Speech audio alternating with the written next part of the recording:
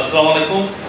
আজকে মাননীয় চিফ অ্যাডভাইজারের নেতৃত্বে একটা খুব ইম্পর্টেন্ট মিটিং হয়। মিটিংটা ছিল বিদেশি পাচারকৃত অর্থ ও সম্পদ পুনরুদ্ধার এই সংক্রান্ত গৃহীত কার্যক্রম ও প্রগতির পর্যালোচনা করে।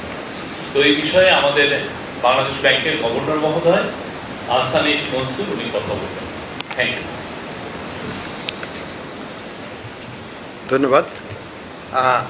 এটা আমাদের রুটিন পর্যালোচনা ছিল।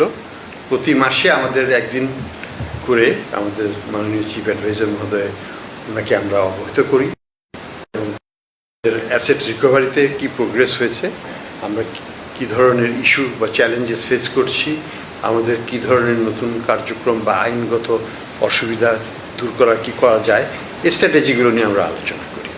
তো এই প্রেক্ষাপটেই আজকের আলোচনাটা হয়েছে। আপনারা হয়তো জানেন যে আমরা ইতিমধ্যে বিদেশি প্রতিষ্ঠানগুলোর সাথে যোগাযোগ করেছি, তাদের সহায়তা নিচ্ছি। আমরা তাদেরকে মিউচুয়াল লিগ্যাল অ্যাসিস্ট্যান্স অর্থাৎ বাংলাদেশে যে ধরনের বিচার কার্য সম্পাদিত হয়েছে সেটার ভিত্তিতে বিদেশে যারা অর্থ পাচার করেছেন বা অর্থ আত্মসাৎ করে চলে গেছেন তাদের অর্থ কীভাবে জব্দ করা যায় সেজন্য আমরা MLA মিউচুয়াল লিগ্যাল অ্যাসিস্ট্যান্স আমরা পাঠাচ্ছি। সেগুলো অগ্রগতি নিয়ে আমরা আলোচনা করলাম। আমরা বিভিন্ন রকমের সিদ্ধান্ত নিয়েছি যাতে এই কাজটাকে আরও দ্রুত এগিয়ে নেওয়া যায়। তো এটাই হচ্ছে আমাদের প্রেক্ষাপট। আপনাদের প্রশ্ন থাকলে আপনারা প্রশ্ন করতে পারেন। তবে আমরা একটা জিনিস বলি যে আমাদের যেটা একটা সিদ্ধান্ত হয়েছে যেটা গুরুত্বপূর্ণ, সেটা হচ্ছে যে আমাদের হাতে কিছু অর্থ জব্দ করা আছে যেটা বিভিন্ন ব্যাংকে এই যারা পলাতক আছেন বা যাদের নামে বিভিন্ন রকমের অর্থ আত্মসাৎ এবং পাচারের মামলা আছে তাদের নিয়ে তাদের ডিপোজিট করা অর্থ সেগুলোকে আমরা জব্দ করা আছে। সেগুলোর ব্যবহার কিভাবে হবে সেটা নিয়ে আলোচনা হয়েছে। আবার আমাদের হাতে বেশ কিছু শেয়ার আছে, বিভিন্ন ব্যাংকের শেয়ার, বিভিন্ন কোম্পানির শেয়ার, যেগুলো যারা পালিয়ে গেছেন তাদের সেগুলোকে জব্দ করা আছে। এগুলোকে কিভাবে আমরা জনহিতকর কার্যে ডিপোজিটরদেরকে আবার ব্যাংকগুলোকে ক্ষতিপূরণ দিয়ে ডিপোজিটরের স্বার্থ রক্ষা করা যায় সেই ব্যাপারে এক ফান্ড গঠন করে এই ফান্ডগুলোকে বা এই শেয়ারের যে লব্ধ অর্থ সেগুলোকে সেখানে ট্রান্সফার করে আমরা কিভাবে সেটাকে ম্যানেজ করব সে বিষয়ে আলোচনা হয়েছে। আর আমাদের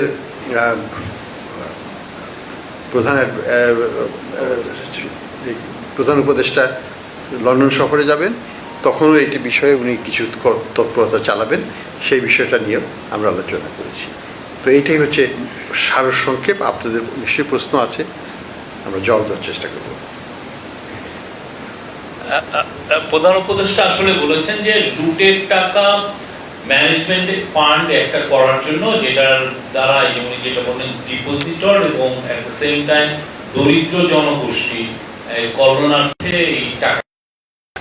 এই লুটের টাকাটা অনেক এটা এই পুরো টাকাটা সত্যিকার অর্থে বাজেট বা অন্য কোনো কিছুতে নিয়ে এসে এটা পুরো দরিদ্র জনগোষ্ঠীর জন্য লুটের টাকা ম্যানেজমেন্ট হবে এবং এটা উনি আজকে নির্দেশ দিয়েছেন। এই সংক্রান্ত একটা সিদ্ধান্ত হয়েছে। আরো অনেকগুলো বিষয় নিয়ে হয়েছে। আপনারা কোশ্চেন করতে পারেন। আপনার কোশ্চেন করার আগে নাম বলবেন এবং আপনার প্রতিষ্ঠানের নামটা বলবেন। Thank you.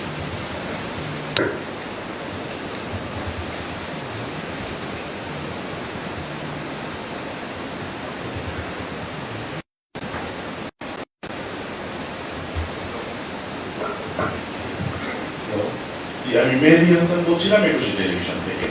এ পর্যন্ত যে টাকা এবং শেয়ার জব্দ হয়েছে এগুলোর টোটাল বাজার মূল্য কত? আর দ্বিতীয়ত, কোনো কারণে আমি পালিয়ে গেছি, আমি অপরাধী পালিয়ে গেছি, আমার টাকা বা সম্পদ আপনি জব্দ করে ব্যবহার কোন আইনের ফলে করবে? আমি অপরাধী প্রমাণিত হওয়ার আদালতে অপরাধী প্রমাণিত হওয়ার আগ পর্যন্ত এটা কি আপনি নিয়ে ব্যবহার করতে পারবেন? না, অবশ্যই আমরা আইনগতভাবেই এটা করব। কোনো মতে আইনের ব্যত্যয় হবে না।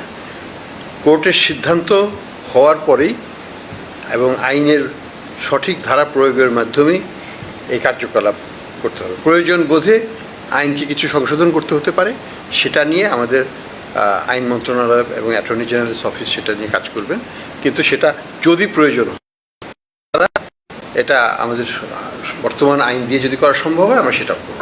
বাট লক্ষ্যটা হচ্ছে একটা ফান্ড প্রতিষ্ঠা করা, যে ফান্ডের টাকা দিয়ে ব্যাংকগুলোকে আমরা ক্ষতিপূরণ দিতে পারবো, কারণ ব্যাংকগুলো তো বিশালভাবে ক্ষতিগ্রস্ত হয়েছে, তাদের টাকাই তো লুট করা হয়েছে অনেক কারণে। আর বাকি টাকা যেগুলো নন ব্যাংক রিলেটেড অ্যাক্টিভিটি, যেমন হয়তো সেটা দুর্নীতির মাধ্যমে টাকা অর্জন করা হয়েছে, সেটা ব্যাংকের সাথে সম্পর্ক নয়, ব্যাংকের টাকা দিয়ে হয় নাই, সেই ক্ষেত্রে সেই ধরনের সম্পদ সেগুলো যেটা ব্যাংকের সাথে যেটা কোলেটারালাইজড না, সেই প্রপার্টিগুলোকে তখন সরকার তাদের আরেকটা ফান্ডে নিয়ে জনহিতকর কাজে সেটাকে ব্যয় করবে, কিন্তু সবই আইনগতভাবে করা হবে, আইনের বাইরে নয়। স্যার আমি ইকরাম মাস্টার রিলেশনে কাজ করি। স্যার একসাথে একটা সম্পূর্ণ প্রশ্ন। স্যার একটা বড় ব্যাংকের যে শেয়ারগুলো জব্দ করে রাখা হয়েছে, স্যার আমরা জানি তো স্যার এই ব্যাংকে স্যার একটা বড় ইনভেস্টমেন্ট ছিল বিদেশিদের প্রায় 70%। স্যার ওই সব কোম্পানিগুলো কি ওই ইনভেস্টরদেরকে আবার কি আনার কোনো সুযোগ আছে কিনা বা তাদের সাথে কোনো যোগাযোগ হয়েছে কিনা? দেখুন, আমরা জানি যে ইসলামিক ব্যাংক যেমন সবচেয়ে বড় ব্যাংক আমাদের, সেখানে বিদেশি বিনিয়োগকারী ছিল, ভালো ভালো বিনিয়োগকারী ছিল, কিন্তু তারা সব চলে গেছে, তারা বর্তমানে নাই, এবং সেই শেয়ারগুলো একই মালিকানাধীনই ছিল, এবং সেটা এখন সরকারের কাছে এটা অবরুদ্ধ অবস্থা আছে। এই শেয়ারগুলো কোনো ট্রানজ্যাকশন করা সম্ভব নয় এটাকে। তো আইনগত যেটা আমরা করব সেটা হচ্ছে, ধরুন সেই গ্রুপের কত লোন আছে, সেই লোনের টাকাকে তো উদ্ধার করতে হবে। তো যদি আমরা অন্ততপক্ষে অর্ধেক বা তার বেশি এখান থেকে তাদের জব্দ করা এই শেয়ার থেকে বের করতে পারি, তাহলে সেটা আমাদের কাজে লাগবে। তো আমরা মনে করি যেমন শুধু ইসলামী ব্যাংকের যে শেয়ারটা আছে সালম গ্রুপের, এটার মূল্য হয়তো 10 থেকে 15,000 কোটি টাকার মধ্যে হবে। তো এই 12 থেকে 15,000 কোটি টাকা যদি আমরা ব্যাংককে ফেরত দিই, তাহলে ডিপোজিটার যাদের টাকা আত্মসাৎ করা হয়েছে তাদের সেই টাকাটা, ব্যাংকের তো ক্যাপিটাল শর্টফল হয়ে গেছে, ব্যাংক ক্যাপিটাল নাই, ব্যাংকের নন পারফরমেন্সের অনেক বেশি, এই জায়গাগুলোতে তখন তারা একটা স্বস্তিজনক স্থানে নিয়ে যেতে পারবে, আমাদের ব্যাংকিং খাতটা ঘুরে দাঁড়াবে। এবং নতুন এই শেয়ারটাকে আমরা কী করবো, শেয়ারটাকে তো আমরা রাখবো, বাংলাদেশের সরকারেরও কোনো দরকার নেই এখানে হোল্ড করার, বাংলাদেশ ব্যাংকেরও করো, আমরা এটা একটা স্ট্র্যাটেজিক ইনভেস্টরের কাছে হস্তান্তর করব। হস্তান্তরের আগে সরকারকে মালিকানাটা টেম্পোরারিলি নিতে হবে, এই টেম্পোরারিলি মালিকানা নিয়ে সরকার তখন এটাকে হস্তান্তর করতে পারবে, আরেকজনের মালিকানায় থাকা অবস্থায় এটাকে হস্তান্তর করা যাবে না। সেই জন্য আইনানুগ ব্যবস্থাটা আমরা নিতে যাচ্ছি, এবং এই যে অর্থ আসবে সেটাই আমরা নতুন বিনিয়োগকারীর কাছ থেকে যে অর্থটা পাওয়া যাবে এই ফান্ডের থ্রুতে আবার সেই ব্যাংকের কাছে আমরা ট্রান্সফার করার প্ল্যান করব। এটাই হচ্ছে আমাদের কার্যক্রম। হ্যালো, আমি মেহেদ বলছিলাম ডেইলি স্টার থেকে। স্যার আমার বেশ কয়েকটি প্রশ্ন আছে। এর মধ্যে একটা হলো যে আপনারা যে সমস্ত উদ্যোগ নিয়েছেন এখন পর্যন্ত পাচারকৃত অর্থ উদ্ধারে, এই প্রক্রিয়া কতদিনে সম্পন্ন হতে পারে? স্যার পিছনে ক্যামেরা আছে, এই জন্য আমি একটু বসে বলছি। আর হচ্ছে আরেকটা বিষয়, এখন পর্যন্ত ব্যাংকিং খাত থেকে যে সমস্ত টাকা পয়সা লুটপাট হয়েছে, এর সঙ্গে আমরা জানি যে কোনো বাংলাদেশ ব্যাংকের গভর্নর এবং কয়েকজন ডেপুটি গভর্নর এরাও জড়িত ছিলেন। আপনার পাশাপাশি বর্তমান সরকারের কাছেও প্রশ্ন, এদের বর্তমান স্ট্যাটাস কি, এ সম্পর্কে কি আমরা জানি? তারা কি দেশে আছে নাকি দেশের বাইরে আছে, বা তাদের বিরুদ্ধে কোনো লিগ্যাল অ্যাকশন নেওয়া হয়েছে কিনা? স্যার আমার আরেকটা প্রশ্ন, সেটা হচ্ছে নগদ নিয়ে। আমরা জানি বাংলাদেশ ব্যাংক নগদে নিয়োগ দিয়েছিলেন, কিন্তু সম্প্রতি তারা আগের যারা ম্যানেজমেন্টে ছিল তারা আবার সেটাকে দখল করেছে, সেই প্রক্রিয়াটা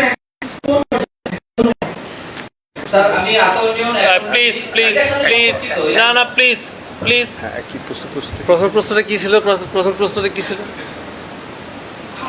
আমার প্রথম প্রশ্ন ছিল যে যে সমস্ত টাকা পাচার হয়েছে এগুলো ফেরত আনা কতদিনে সম্ভব?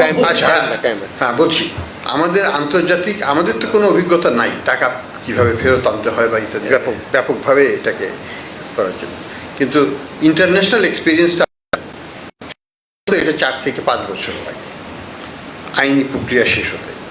তবে এটার মধ্যে কিছু ইন্টারমিডিয়েট অন্তর্বর্তীকালীন কিছু ব্যবস্থা নেওয়া যায়, যেমন বিদেশে তাদের যে সম্পদ আছে সেই সম্পদকে ফ্রিজ করা যায়, সেটা কিন্তু আপেক্ষিকভাবে বছরখানেকের মধ্যেই করা সম্ভব, আরও কম সময়ে করা সম্ভব, যদি আমরা এটাকে প্রপার আইনি প্রক্রিয়া আমাদের দেশে সম্পন্ন করতে হবে, এবং তারপরে এই রিকোয়েস্টটা বিদেশে আমাদেরকে সঠিক প্রণালী করতে হবে রিকোয়েস্টটা, যেটাকে বলি মিউচুয়াল লিগ্যাল অ্যাসিস্ট্যান্স, MLA।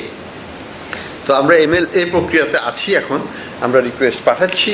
তো বিদেশিদের আমরা যদি সহায়তা পেয়ে যাই তাহলে তা কিন্তু আমরা তাদের অ্যাসেটটা ফ্রিজ করতে পারবো। অ্যাসেটটা ফ্রিজ হলে তার পরবর্তীতে কোর্টের আইনগত প্রক্রিয়া শুরু হবে, এবং সেই প্রক্রিয়া সমাধান হতে সাধারণত 4 থেকে 5 বছর লেগে যায় সর্বমোট, এবং সেই শেষেই একটা আমরা জানতে পারবো যে আমরা এটা পুরোটা পাবো না। এবং এখানে আমাদের যে তথ্য সংগ্রহ, গুণগত মান, এই জিনিসগুলো একটা বড় ভূমিকা রাখবে বিদেশি কোর্টের যে রায়টা হবে সেই রায়ের ক্ষেত্রে। কাজে আমাদেরকে অনেক কিছু নিজে এখানে তথ্য সংগ্রহ করতে হবে, সেটা তাদেরকে সরবরাহ করতে হবে, এবং আমাদের লিগ্যাল প্রসেসটা বিদেশে শুরু করতে হবে। তো সেই দিকে আমরা এগোচ্ছি। আর যেটা বললেন বাংলাদেশ ব্যাংকের, আমরা তো ধরুন দুর্নীতি যদি হয়ে থাকে সেটা দুদক আছে, তারা সেটাকে তদন্ত করবে, তদন্ত করে যদি তাদের মনে করেন যে চার্জশিট আনা, তারা সেটা নিয়ে আসবে। এখানে দুদককে কেউ বাধা দিচ্ছে না, দুদক তার নিজস্ব প্রক্রিয়ায় এই কাজটা করবে। এখানে আমি কোনো মন্তব্য করাটা একেবারেই সমুচিত হবে না বলে আমি মনে করি। আর নগদের ব্যাপারে আমাদের পজিশন সুস্পষ্ট। আমাদের মুখপাত্র যেটা বলেছেন যে আমরা মনে করি যে নগদের যারা অরিজিনাল ম্যানেজমেন্ট ছিল এবং বোর্ড ছিলেন, তারা অর্থনৈতিক, যেটাকে আমরা বলি যে বিভিন্ন ধরনের ম্যালফেশিয়াস, অর্থাৎ দুর্নীতি, এবং এটার মাধ্যমে টাকা আত্মসাৎ করেছে, যার পরিমাণ আমরা জানি যে 650 কোটি টাকা মতো মানি ক্রিয়েট করেছে, যেটার এগেনস্টে প্রকৃত অর্থ ছিল না। দ্বিতীয়ত, তারা আমাদের যে সরকারের যে দারিদ্র্য বিমোচন কর্মসূচির অধীনে যে ধরনের অর্থ ট্রান্সফার করা হতো, নগদের মাধ্যমেই করা হতো শুধু, সেইখানে তারা প্রায় 2000 কোটি টাকার উপর তারা সেখানে আত্মসাৎ করেছে। এটা আমাদের বাংলাদেশ ব্যাংকের অডিটেও ধরা পড়েছে, এবং এটা আমরা যে ইন্টারন্যাশনাল অডিট ফার্ম দিয়ে অডিট করেছিলাম সেটাতেও ধরা পড়েছে। তো আমরা মনে করি যে আমরা তাদের হাতে কোনো মতেই এই নগদের কার্যক্রম আবার ফেরত যাওয়াটা উচিত নয়, এবং যেহেতু কোর্টের একটা সিদ্ধান্ত হয়েছে, আমরা এটাকে অ্যাপিল করেছি পূর্ণাঙ্গ কোর্ট বেঞ্চে, এবং এটা শীঘ্রই শুনানির ডেট দেওয়া হবে। আমরা মনে করি যে তখন আমরা আমাদের পক্ষে রায় পাব, কিন্তু আমরা একটু শঙ্কিত যে এই সময়ের মধ্যে তাদের পুরো কন্ট্রোল কিন্তু তারা নিয়ে নিয়েছে এই সিস্টেমে, অনেক যেটার উপর আমাদের হাত থাকবে না, কারণ আমরা আইনগতভাবে একটু অসুবিধাজনক অবস্থাতে আছি বিকজ অফ কোর্টের এই রায়ের কারণে। স্যার, আমি আতাউরনিয়ন এখন টিভি থেকে প্রথমে নগদের বিষয়টা বলি। সেটা হচ্ছে, আপনি বলছেন যে এই সময়ের মধ্যে প্রায় 7 দিন হয়ে যাচ্ছে, যে এই মধ্যে তারা অনেক কিছু করে দিতে পারে যেখানে আমাদের কোনো হাত থাকবে না আইনের কারণে। সেক্ষেত্রে যদি তারা আবারও অর্থ ক্রিয়েট করে বা পাচার করার সুবিধা পায়, সুযোগ তৈরি করে, সেই জায়গাটা কি আরেকটা বড় ক্ষতির সম্মুখীন হবে কিনা সাধারণ মানুষজন? বড় কোনো ক্ষতির সম্ভাবনা নাই, কারণ আমরা ব্যাংকগুলোকে বলে দিয়েছি যে বড় কোনো ধরনের ট্রানজ্যাকশন তারা করবে না, ক্যাশ ইন ক্যাশ আউট করতে পারবে, এর বাইরে না। ক্যাশ দিলে ক্যাশ আউট করতে পারবে। কাজে আমরা সেফগার্ড নিয়ে নিয়েছি অলরেডি আমাদের দিক থেকে। তবে তারা যেটা করবে বা করতে পারে বলে আমরা সন্দিহান, সেটা হচ্ছে যে তারা তাদের যে অপকর্মগুলো করেছে সেগুলোকে মুছে ফেলার চেষ্টা করবে। তারা ডক্টরেট করার চেষ্টা করবে ডেটাবেসকে মুছে দেবে, বা অন্যভাবে এটাকে তারা ইনফিল্ট্রেট করবে, যেটা আমাদের কাজকে আরও কঠিন করে তুলবে। এটা নিয়েই আমরা শঙ্কিত। নতুন করে বড় কিছু ক্ষতি করার সম্ভাবনা হয়তো তাদের থাকবে না, কিন্তু নিজেদের স্বার্থে তারা এটাকে অপকর্মে ব্যবহার করবে। স্যার, আরেকটা কথা ছিল পাচারের অর্থের বিষয়ে। আপনি বারবার বলেছেন যে সব অর্থ ফেরত নাও আসতে পারে, কিন্তু যারা পাচার করেছে তাদেরকে শান্তিতে থাকতে দেওয়া হবে না। ইতিমধ্যে যেসব দেশে পাচারকারীরা অবস্থান নিয়েছে সেসব দেশের সাথে কি কথা হয়েছে, তাদের বিষয়ে দেশগুলো কি জানিয়েছে, তাদের বিরুদ্ধে কোনো ব্যবস্থা নিবে কিনা?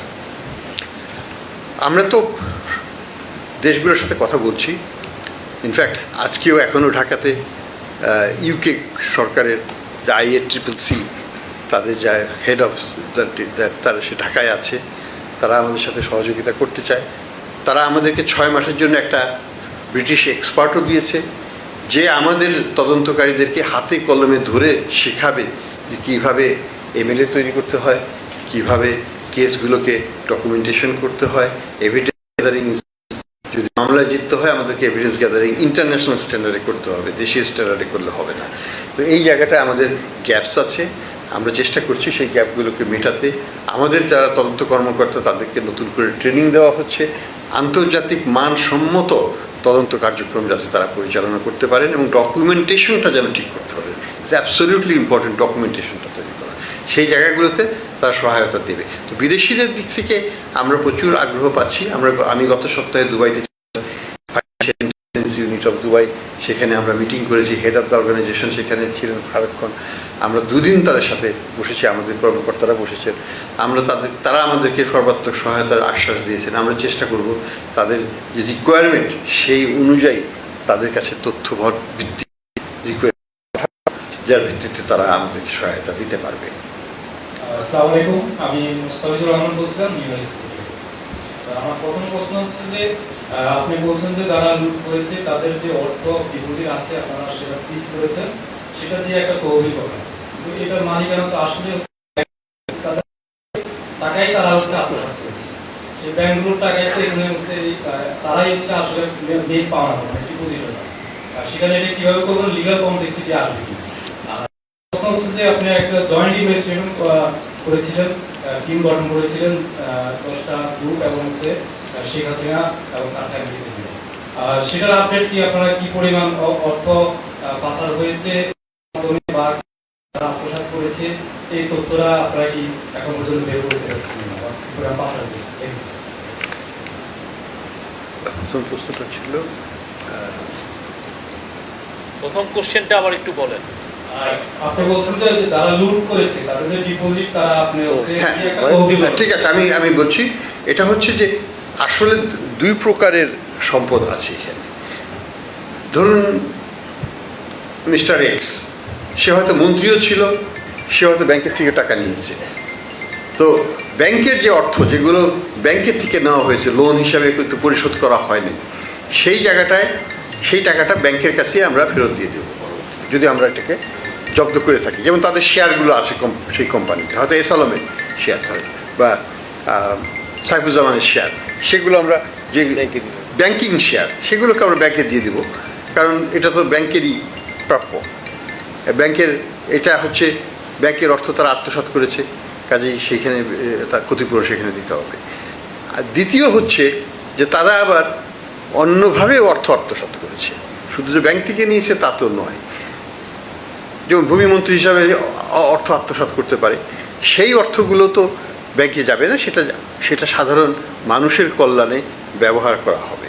তো সেই জন্য আমি বলছিলাম যে 2ভাবে ব্যবহার হবে। কিছু অর্থ যাবে যেটা ব্যাংক সংক্রান্ত, ব্যাংক সংশ্লিষ্ট, সেটা ব্যাংকিং ক্ষতিপূরণ হিসাবে যাবে। আর যেটা নন ব্যাংকের সাথে সংশ্লিষ্ট নয় কিন্তু সম্পদ অর্জন করা হয়েছে বিভিন্ন অসৎ উপায়ে, সেগুলো মানুষের কল্যাণে ব্যয় করা হবে ওই ফান্ড থেকে। এটাই সিদ্ধান্ত।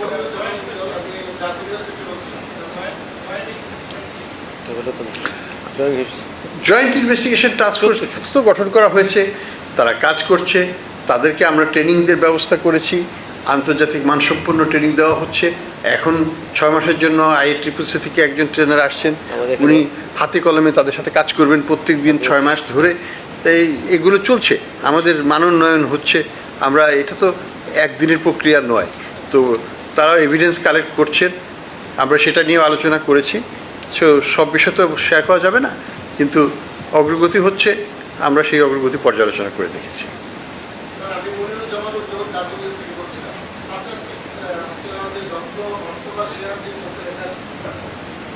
টাকার পরিমাণটা কত? আমার কলিগ প্রথমে জানতে চেয়েছিলাম, একটা হচ্ছে যে এই পাচারকৃত অর্থ থেকে আমাদের প্রধান প্রতিবন্ধকতা যদি একটা বলা হয়, দেশীয় সম্পদ, বিদেশি সম্পদ।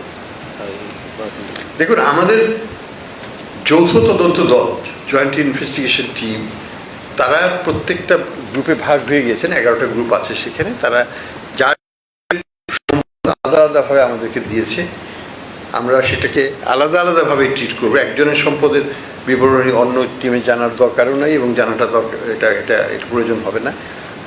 আমরা মনে করছি যে আমরা এখনও নতুন নতুন সম্পদ উদ্ঘাটন হচ্ছে, যোগ হচ্ছে, এটা একটা প্রক্রিয়াধীন ব্যাপার।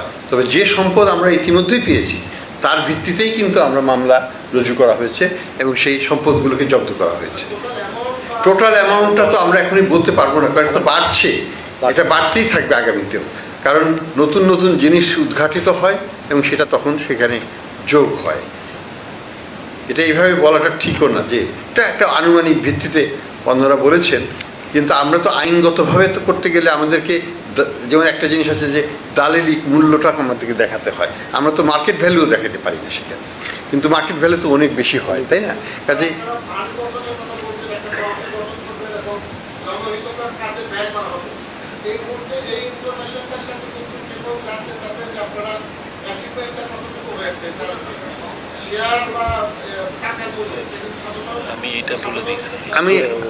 আমি যেমন একটু বলি, যেমন ইসলামী ব্যাংকের কথাই বললাম যে ওখানে প্রায় 12 থেকে 15,000 কোটি টাকার শেয়ার ওখানে পাবো। এইভাবে বিভিন্ন ব্যাংকের বিভিন্ন আকারের শেয়ার জব্দ করা আছে আমাদের কাছে, সেগুলো আমরা পাবো। অর্থ আছে, বেশ একটা সাইজেবল অ্যামাউন্টের অর্থ আছে আমাদের ব্যাংকিং খাতে, যেটাকে ফ্রিজ করে রাখা আছে। কিন্তু আমি কোনো টাকার অঙ্ক বলবো না এই জন্য যে এগুলো তো বিচারাধীন বিষয়। যখন বিচারক রায় দেবেন যে এটাকে আমরা জব্দ করে আমরা নিয়ে নিতে পারবো, তখনই আমরা টাকার অঙ্কটা বলতে পারবো। এক্স্যাক্টলি স্যার, ওই অ্যাটাচমেন্টের যত অ্যাটাচমেন্ট হয়েছে এটা একটা ফিগার দিয়ে কোনো নাম বলবো না। আচ্ছা দেন। আচ্ছা, আজকের মিটিং এ কিন্তু একটা ফিগার এসছে, মানে আজকের মিটিং এ নাজমা মুবারক আমাদের ব্যাংকিং সেক্রেটারি, উনি কয়েকটা ফিগার দিয়েছেন। উনি বলেছেন যে সোফার যে অ্যাটাচমেন্ট হয়েছে স্থাবর সম্পত্তি, সেটার পরিমাণ হচ্ছে কোটি টাকায়, আভ্যন্তরীণ হচ্ছে 1,30,758 কোটি 0.7 কোটি টাকা আর কি, 1,30,758.7 কোটি টাকা। আর হচ্ছে মিলিয়ন ডলারে আছে যেটা বৈদেশিক অ্যাটাচমেন্ট হয়েছে 0.03 মিলিয়ন ডলার। আর অস্থাবর সম্পত্তি যেটা ফ্রিজিং হয়েছে, এইটা অস্থাবর সম্পত্তি হচ্ছে 42,614.27 কোটি টাকা।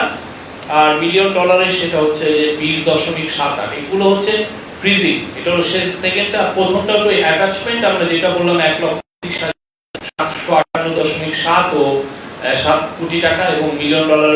আর বিদেশে হচ্ছে 164, এটা হচ্ছে অ্যাটাচমেন্ট। আর পরে আমি যে ফিগারটা দিলাম ফ্রিজিং অস্থাবর সম্পত্তি, সেটা হচ্ছে 42,614.27 কোটি টাকা। আর মিলিয়ন ডলারের সেটা হচ্ছে 20.78, এটা হচ্ছে বিদেশে। আর আরেকটা আর 42,614.27 হচ্ছে আভ্যন্তরীণ।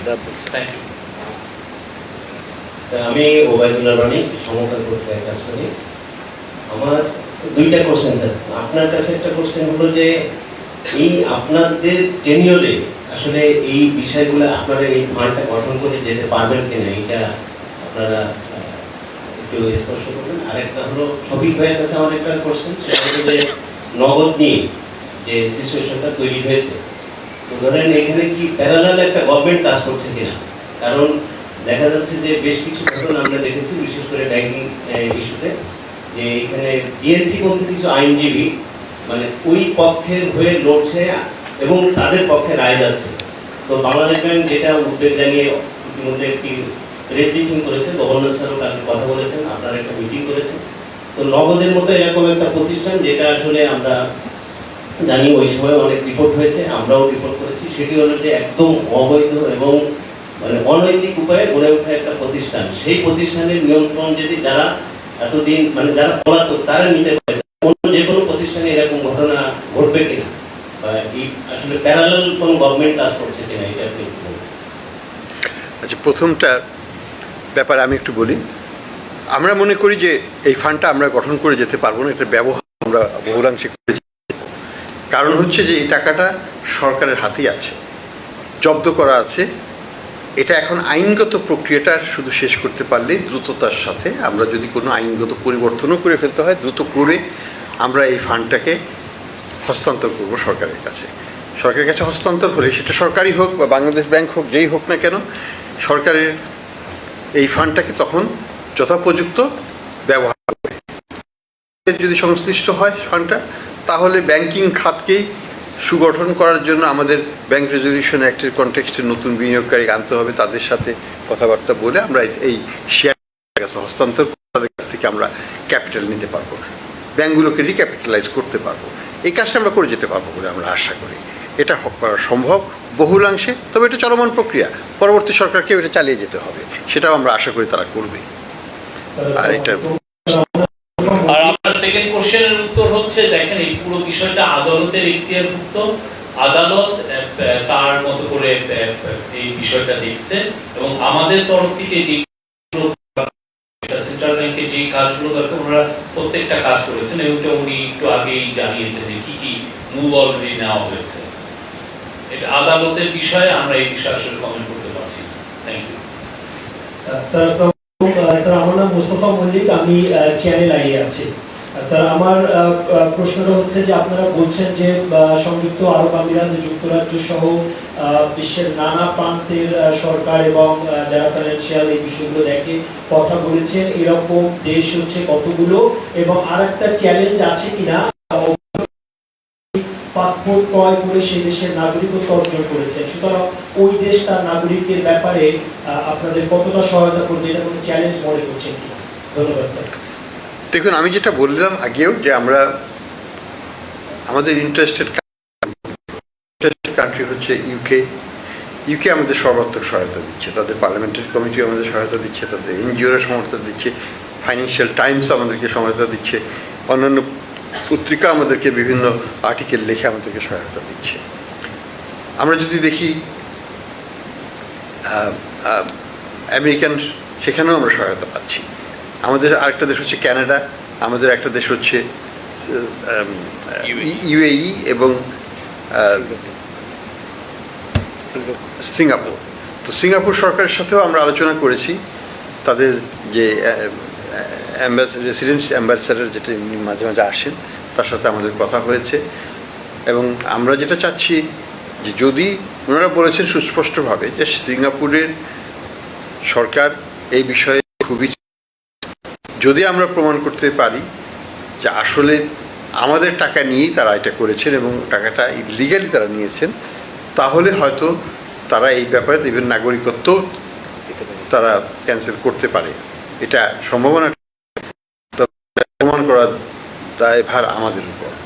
তো এটা এইভাবেই আছে। আমরা এটাকে আর একটু পলিটিক্যালি সেন্সিটিভ করার চেষ্টা করছি। আমরা চাচ্ছি গণমাধ্যম, লোকাল ওইখানকার গণমাধ্যম, ব্রিটিশ গণমাধ্যম, ইউএই গণমাধ্যমের মাধ্যমে আমাদের পক্ষে হয়ে প্রচারণা করানো, এবং সেটা যদি আমরা সাকসেসফুল করতে পারি পলিটিক্যাল প্রেশারটা আমরা বাড়াতে পারবো।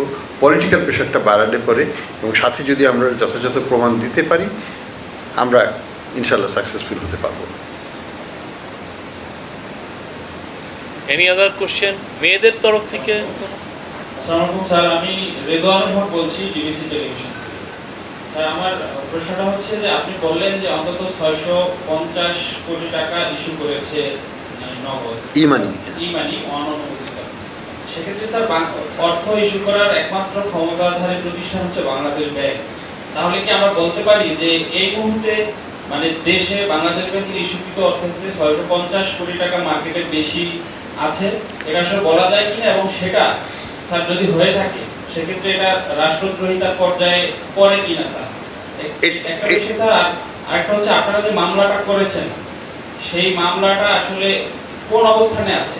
আর ব্যাংক রেজুলেশন যেটা অর্ডিন্যান্স যেটা জারি হয়েছে স্যার, সেটাতে আসলে আপনারা ব্যাংক এবং আর্থিক প্রতিষ্ঠানে যেখানে মনে করেন সেখানে প্রশাসন দিতে পারে, নগদ বা এমএফএস এর লাইসেন্স বাংলাদেশ ব্যাংক দেয়, তাহলে স্যার আপনি আইনগত একটু দুর্বল অবস্থানে আছেন, এটা কথা কেন বলেন স্যার? আপনাকে ওই আইন কভার করে কিনা বিষয়টা?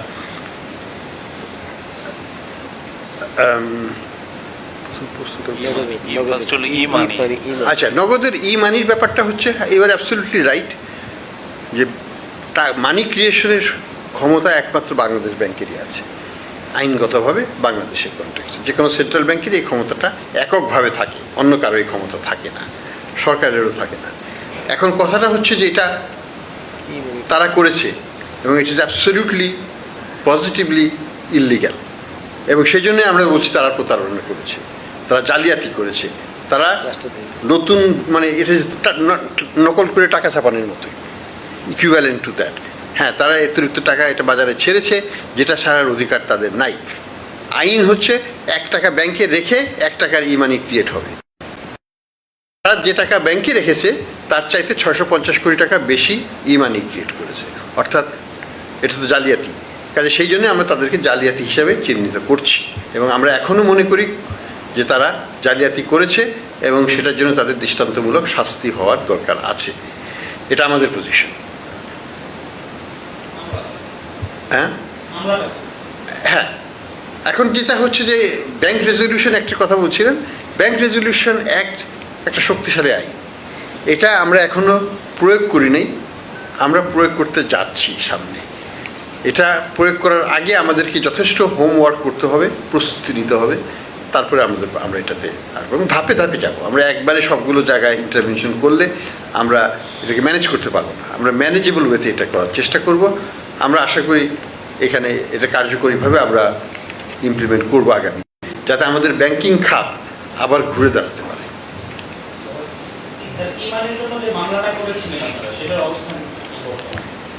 এটার জন্য তো আমরা মামলা রুজু করেছি, এটা তদন্ত সিআইডি করছিল।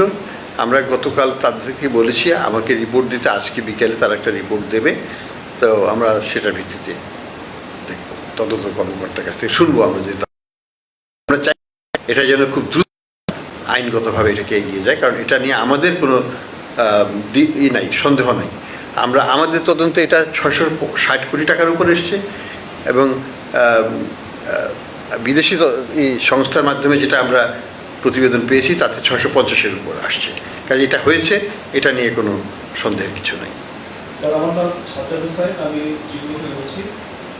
একটি যেটি আমরা দেখলাম যে যারা প্রতারণা জালিয়াতি করেছিল এখন তাদের জন্য সেই প্রতিষ্ঠানটি, এবং আপনি যেটি বললেন যে তাদের হাতে এখন অনেক কিছু করার সম্ভাবনা আছে বা আশঙ্কা আছে।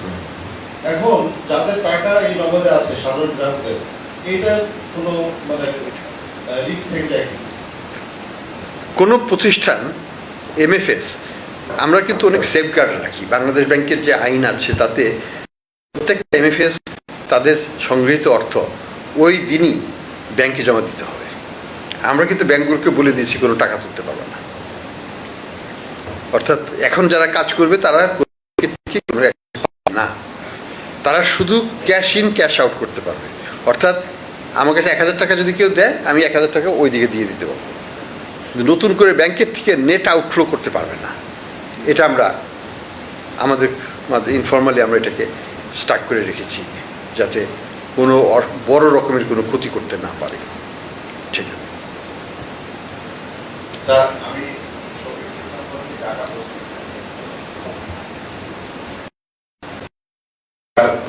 নগদ একটা ছোট আর্থিক প্রতিষ্ঠানের মামলা বা আইনের কারণে আপনারা খুব চাপে আছেন। গত 3 দিন আমরা যেটা দেখলাম, বাংলাদেশ ব্যাংকের মিটিং, গতকাল অর্থ মন্ত্রণালয়ে আপনাদের মিটিং এবং পরবর্তী মিটিং প্রশ্নটা করেন। এখন তার আপনি আরো 14টি ব্যাংক নিয়ে কাজ করতেছেন, তাদেরকে সংস্কার করতেছেন। এই যদি 14টা ব্যাংক যদি আপনাদের সাথে চলে, তখন আপনাদের সক্ষমতা কতটুকু? আমাদের সক্ষমতা তো আমরা তৈরি করছি, বাড়ানোর চেষ্টা করছি। আমাদের অবশ্যই আমাদের দুর্বলতা আছে, কোনো সন্দেহ নেই, আমরা সেটাকে ওভারকাম করার চেষ্টা করছি। এখন কথা সেই জন্যই আমি বললাম যে আমরা ধাপে ধাপে এগোবো। একবারে সবগুলো 14টা ব্যাংক আমরা রেডি করতে পারবো না, বা 14টা বা আরও বেশি ব্যাংক হয়তো আসতে পারে, সেগুলোকে আমরা হ্যান্ডেল করব। আমরা ধাপে ধাপে এগোবো, আমাদের সক্ষমতা অনুযায়ী আমরা এগোবো। যেটুকু গিলতে পারবো না সেটুকু প্লেটে নেব না, যেটুকু খেতে পারবো সেটুকুই নেব। ঠিক আছে স্যার, আমি প্রথমে কাজ করি। স্যার, আপনি বলতেন যে টোটাল কত টাকা ব্যাংক এবং আর্থিক প্রতিষ্ঠানগুলো থেকে লুট হয়েছে আপনারা যাদের নিয়ে তদন্ত করছেন, আর আপনি শুরু থেকে বলছিলেন যে আপনার যারা টাকা পাচার করছে তাদেরকে আপনি শান্তিতে থাকতে দিবেন না, কিন্তু তারা তো খুব ভালো শান্তিতে আছে, আমরা দেখতেছি দেশে যারা আছে এবং বিদেশে আছে, আমরা যেগুলো তাদেরকে আমরা খবর পাই, কথা হয় আমাদের সাথে অনেকে, তারা খুব ভালো আছে। তারা পরবর্তীতে আমরা অল্প কিছুদিনের মধ্যে দেশে চলে আসবো, 5 মাস 6 মাস পরে চলে আসবো পর্যন্ত। না, আমি প্রথমটার আমি জবাব আগেই দিয়ে দিয়েছি, ওটাকে আর আমি যাচ্ছি না। দ্বিতীয়টার ব্যাপারে আমি বলবো যে তারা যে শান্তিতে আছে সেটা আমি মনে করি না। তারা নিজেদের লয়ার নিচ্ছে, বড় বড় লয়ার নিচ্ছে। আমরা শুনছি সালাম যে লয়ার নিচ্ছে সেটা নাকি $30 মিলিয়ন তার বার্ষিক তাদের ব্যয় হবে। তো এগুলো তো শান্তির লক্ষণ না। হ্যাঁ, তবে কথা হলো যে আমি যেটা আগেও বলেছি, টাকা উদ্ধার করা আর শান্তিতে থাকা দুই জিনিস। উদ্ধারের সময় লাগবে, কিন্তু ঘুম নষ্ট আমরা কিন্তু এখন থেকেই করতে পারছি বলে মনে হয়। তাদের হবে লিগ্যাল প্রোটেকশন, তাদেরকে নিতে হবে, আমরা আইনগতভাবে তাদের পিছনে যাব। ঠিক আছে, ধন্যবাদ। আরেকটা বিষয়, শান্তিতে যে ন্যায় তার আরেকটা রিফ্লেকশন হচ্ছে, আমরা সোফার আরো কয়েকটা ডিসিশন এসছে, সেটা হচ্ছে যে মাঝারি আকৃতির যারা 200 কোটি টাকা ও তদন্ত কেসের ক্ষেত্রে বিদেশি আইনি সংস্থার মাধ্যমে অর্থ পুনরুদ্ধারের পরিকল্পনা নেওয়া হয়েছে। এই সকল ব্যাংক ও আর্থিক প্রতিষ্ঠানতে এই ধরনের সম্ভাব্য 125টি কেস চিহ্নিত করা হয়েছে। এ পর্যন্ত 20টি আন্তর্জাতিক আইনি সংস্থা ও লিটিগেশন ফান্ডের নিকট আবেদন পাওয়া গেছে। আন্তর্জাতিক আইনি সংস্থা লিটিগেশন ফান্ড নির্বাচনের মানদণ্ড ও নির্বাচন প্রক্রিয়া সম্পর্কিত গাইডলাইন লিটিগেশন ফান্ড হচ্ছে। আমরা তো মানে আমাদের কাজগুলো আমরা খুব যত দ্রুত করা যায় করছি। আমরা যে কেউ যে শান্তিতে আছে, we don't think so. Thank you.